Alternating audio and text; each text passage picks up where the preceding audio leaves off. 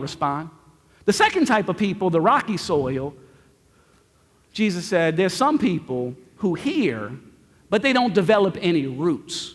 They hear, but they don't develop any roots. It says that the seed goes in and it starts to grow up a little bit, but they don't really develop any roots. And what happens to these types of people is at first, they're all excited about what God's doing in their life, but the minute persecution comes or problems come, they bail. Man, this is not what I signed up for. See, there's a lot of people that hear the message of Jesus. It's a message of hope and transformation and purpose, and they get all excited about it, and they say, yeah, that's what I need right there. That's the message that I need. And they get pumped up, and then the minute a little persecution comes, or the minute they begin to have some problems, they just wilt and fade away. See, a lot of people like to quote John chapter 10, verse 10, that says the thief comes to steal, kill, and destroy, but Jesus says, I've come to give life and that you could have it abundantly. You can have abundant life. A lot of people like this verse. They like, man, I want the good life. I want the blessed life. I want everything to be good. It's even led to a twisting of theology. We got something that's on TV all the time called the prosperity gospel. And what the prosperity gospel says is if you have enough faith, then you'll always be healthy and wealthy. You'll always be physically taken care of, and you'll never be sick. I mean, you'll always have money and resources. You don't have to worry about any of your financial obligations. You'll never get cancer. Checks will just show up in the mail at your house. You can eat all the fried chicken, French fries, and pizza you want, and nothing bad is going to happen to you because you are blessed. People like that. You know, it's sad, too, because chicken nuggets, French fries, and pizza, that's like the diet of kids today, isn't it? I mean, that's how you know a place is a family restaurant. If it's got chicken nuggets, French fries, and pizza. Me and Dana went to a Chinese restaurant one time, and they had chicken nuggets, French fries, and pizza. That ain't right. You know what's in chicken nuggets? No, you don't know, because nobody knows what's in chicken nuggets. The only thing we know ain't in chicken nuggets is chicken and nuggets. That's the two things that's not in it. That's what the prosperity gospel is. It's chicken nuggets, French fries, and pizza. It's not anything you're going to get substance off of. Everybody likes John 10:10. Nobody likes to hear Matthew 10:22. And you'll be hated for my name's sake, but the one who endures to the end will be saved. You know, the Christian life is a hard life sometimes. And the people who were in the rocky soil, they wasn't ready for that.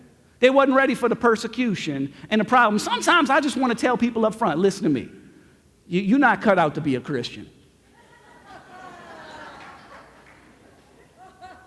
You're not going to make it. This takes some endurance. You're looking for a lotto ticket. This ain't going to be what you want. I promise you that. I want to tell people sometimes. You know, the Christian life is a challenging life. It's hard. It's challenging. Now, I'm going to tell you, it's the best life you could ever live.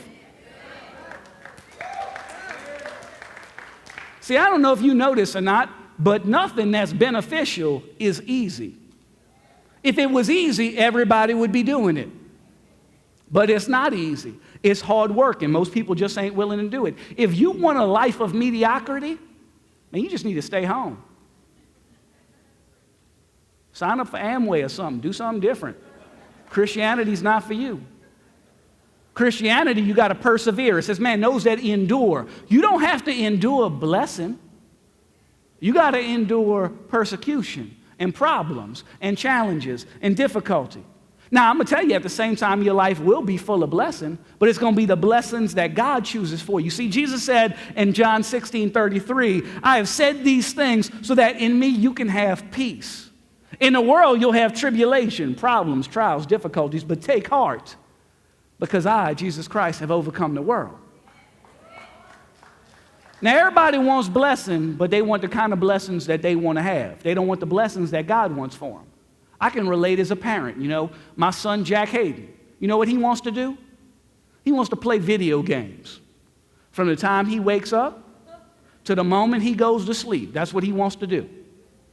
And so we realized early on, we got to set some limits on this. So we told him, look, here's the deal. You can play video games for 30 minutes, and then you got to take a break for no electronics for the next 2 hours.